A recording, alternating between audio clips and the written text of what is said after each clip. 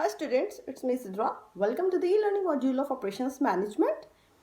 Today I am proceeding again with the chapter number 9, which is Capacity Management, and today the topic which I am going to discuss is Capacity Planning and Control. So students, first of all, you must know about what is capacity planning and control. So capacity planning and control is the task of setting the effective capacity of the operations so that it can be respond to the customer's demand upon it. This usually means deciding how the operations should react to the fluctuations in demand. इसका जो है उर्दू में इसका आप क्या मतलब लेंगे, कैसे जो है आपने जो है कैपेसिटी को प्लान करना है और कंट्रोल करना है अपने ऑर्गेनाइजेशंस की डिमांड, कस्टमर्स की डिमांड को मैक्सिमम आउटपुट को इंक्रीज करने के लिए, कस्टमर्स को सेटिस्फाई करने के लिए, कस्टमर्स की डिमांड को इंक्रीज करने के लिए जो है आपने जो है कैपेसिटी को कैसे प्लान करना है एंड कंट्रोल करना है with in the fixed measure of capacity. मतलब फिक्स्ड मेजर ऑफ कैपेसिटी के अंदर रहते हुए ही आपने जो है कैपेसिटी को कंट्रोल करना है, उसको प्लान करना है, ताकि जो है आप अपने कस्टमर्स की फ्लक्चुएटिंग डिमांड को जो है वो फुलफिल कर सकें और अपनी ऑर्गेनाइजेशंस की मैक्सिमम आउटपुट को ला सकें, अपने ऑर्गेनाइजेशन की मैक्सिमम आउटपुट को बढ़ा सकें, ऑर्गेनाइजेशन की मैक्सिमम आउटपुट को इंक्रीज कर सकें। और जो ये आप कैसे कर सकते हैं, कैपेसिटी को प्लान एंड कंट्रोल करके within the available resources. Fixed measure of capacity means within the available resources के अंदर रहते रहते हुए ही आपने जो है अपनी कैपेसिटी को जो है वो प्लान करना है और कंट्रोल करना है और फ्लक्चुएटिंग डिमांड्स को, कस्टमर्स की डिमांड्स को पूरा करना है। तो this is called capacity planning and control. अब कैपेसिटी प्लानिंग एंड कंट्रोल में जो है वो 3 टाइप्स ऑफ स्ट्रेटजीज आ जाती हैं, जिनमें जो है नंबर फर्स्ट पे आ जाती है long term capacity strategy, number second पे आ जाती है short term capacity strategy and number third पे आ जाती है एग्रीगेट डिमांड एंड कैपेसिटी। सो इसका जो है स्टेप बाय स्टेप उर्दू में एक्सप्लेन करती हूँ मैं कि फर्स्ट नंबर पे क्या है long term capacity strategy. Long term capacity strategy क्या होती है कि these strategies are concerned with introducing major increments of physical capacity. Now, what is meant by physical capacity? Physical capacity का आप मतलब यूँ लेंगे कि आपने जो है वो कैपेसिटी के अंदर आपने जो है इंक्रीमेंट लेकर आना है, अपने जो अवेलेबल रिसोर्सेज को आपने इंक्रीज करना है। फॉर एग्जाम्पल फिजिकल कैपेसिटी का आप कैसे एग्जांपल आप कैसे लेंगे ताकि जो आपको क्लियरली तौर पर जो है वो अंडरस्टैंड हो जाए।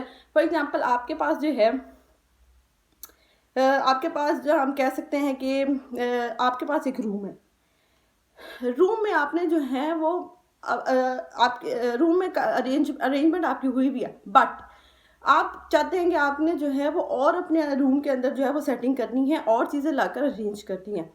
तो अब आप क्या करेंगे कि रूम में तो इतनी जगह अवेलेबल नहीं है, अब आप फिजिकल कैपेसिटी का आप ऐसे मतलब लेंगे कि आप अपनी जो है वो रूम की दीवार को जो है वो ब्रेक करेंगे और दीवार को ब्रेक करके आप एरिया को इंक्रीज करेंगे, अपने रूम के एरिया को इंक्रीज करेंगे फिजिकली, मतलब आप उस पर रूम पे अटैक करेंगे और जो है उसकी कैपेसिटी को इंक्रीज करेंगे और जो आपके पास जो मटेरियल है, जो आप चीज़ें जो हैं अपने रूम के अंदर एडजस्ट करना चाहते हैं, वो आप दीवार को तोड़कर अपने रूम में जो है वो एडजस्ट करेंगे। This is called physical capacity. मतलब फिजिकली आपने काम करना है, फिजिकली आपने जो है वो कैपेसिटी को इंक्रीज करना है, अपने अवेलेबल रिसोर्सेज को आपने इंक्रीज करना है। This is called long term capacity strategy. So what is short term capacity strategy? Short term capacity strategy क्या होती है? These strategies are concerned with an assessment of the demand forecast over a period of 2 to 18 months ahead. For example, by changing the number of odds the equipment is used. जैसे कि आप physical capacity में मैंने आपको explain किया, आप physically जो है वो अटैक करेंगे कैपेसिटी के ऊपर, but short term capacity strategy में आप क्या करेंगे कि टाइम इंक्रीज करेंगे और उसको आप इंक्रीज करेंगे। इसका फिजिकली कैपेसिटी से कोई रिलेशन नहीं है। शॉर्ट टर्म कैपेसिटी में आप जो है वो टाइम को इंक्रीज करेंगे या डिक्रीज करेंगे। फॉर एग्जाम्पल से जो है आपको जो क्लियरली अंडरस्टैंड होगा, आपके पास जो है वो एक प्लॉट है, उसके अंदर जो है वो 50 कार्स रखने की जो है वो अरेंजमेंट है, आप मतलब 50 कार्स उसमें एडजस्ट कर सकते हैं, बट कस्टमर्स की डिमांड जो है वो इंक्रीज कर रही है। और आपके पास कार्स आ रही हैं। अब आप क्या करेंगे कि कार्स को आप 50 तक तो आप एडजस्ट कर लेंगे, बट अब आप अपने प्लॉट में कार रखने की जो जगह, जो टाइम है, वो आप इंक्रीज करेंगे। फॉर एग्जाम्पल कैसे? आप क्या करेंगे, 50 कार्स को आप डे टाइम अरेंज करवाएंगे एंड 50 कार्स को आप नाइट में अरेंज करवाएंगे। इस तरह जो है आप टाइम को इंक्रीज करेंगे।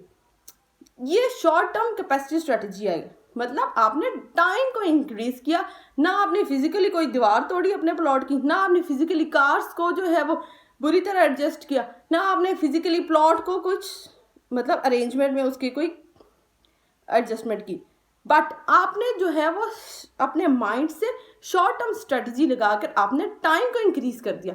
इससे फायदा क्या होता है कि आपकी जो है वो सैलरी भी डबल हो जाती है। So this is called short term capacity strategy.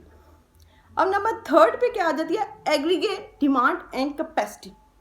Aggregate तो आपको मतलब नेम से ही आपको जो है वो क्लिक करता है माइंड में कि एग्रीगेट मीन्स टोटल।